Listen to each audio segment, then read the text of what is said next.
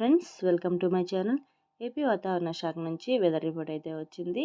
బంగాళాఖాతంలో కొనసాగుతున్న అల్పపీడనం బలపడింది. దీనికి సంబంధించిన పూర్తి వివరాలు తెలుసుకుందాం. అలాగే దీని ప్రభావంతో ఆంధ్రప్రదేశ్లో ఏ జిల్లాల్లో వర్షాలు కురవబోతున్నాయో ఈ వీడియోలో అయితే మనం తెలుసుకుందాం. ఈ వీడియోని అయితే స్కిప్ చేయకుండా చివరి వరకు చూడండి. వీడియోలోని ఇన్ఫర్మేషన్ నచ్చినట్లయితే ఛానల్ని లైక్ చేసి, షేర్ చేసి, సబ్స్క్రైబ్ చేసుకోండి. ఇక టాపిక్లోకి అయితే వెళ్ళిపోదాం.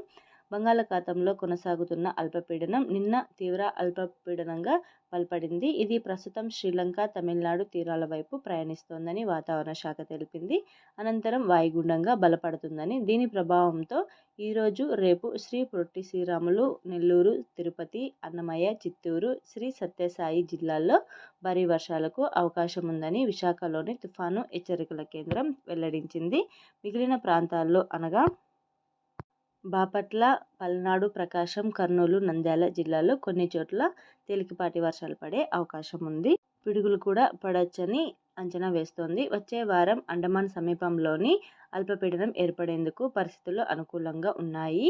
దాని ప్రభావంతో ఈ నెల 20 వరకు దక్షిణ కోస్తా, రాయలసీమ జిల్లాల్లో విస్తారంగా వర్షాలు కురుస్తాయని వాతావరణ నిపుణులు భావిస్తున్నారు. Thank you friends.